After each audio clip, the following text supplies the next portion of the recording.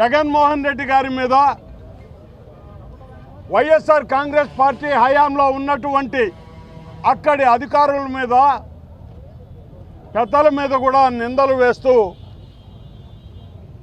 దేవదేవుణ్ణి సైతం అపహాస్యం పాలు చేసే విధంగా వాళ్ళు ప్రవర్తించిన తీరు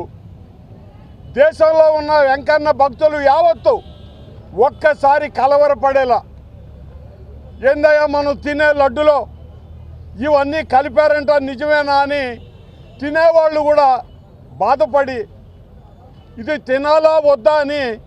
ఆలోచనలో పడిపోయినటువంటి పరిస్థితి చంద్రబాబు నాయుడు గారు తీసుకొచ్చారండి.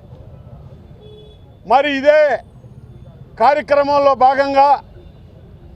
ప్రతి ఒక్కరిని కూడా నిందల పాలు చేస్తూ ఎవరైతే టీటీడీ బోర్డు సభ్యులు ఉన్నారో వాళ్ళందరికీ కూడా ఈ మకిలి అంటే విధంగా ప్రచారం చేస్తూ పబ్బం గడుపుకోవాలని చూసినటువంటి పరిస్థితిలో న్యాయస్థానం కూడా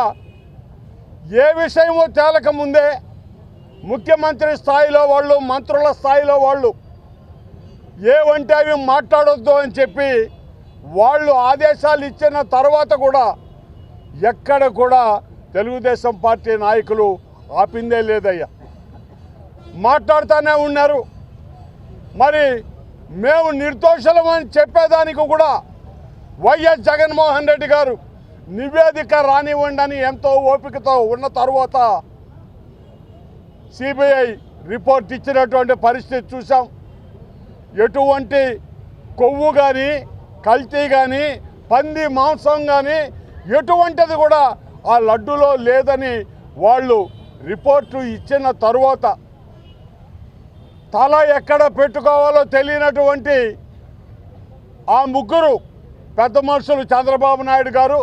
పవన్ కళ్యాణ్ గారు, లోకేష్ గారు ప్రజలకి ముఖం చూపించడానికి ఇబ్బంది పడిపోతాం మనం అని చెప్పి వాళ్ళు మాట్లాడిన మాట మీద నిలబడి ఈ రోజుకి కూడా అసత్య ప్రచారమే చేస్తూ వచ్చారు.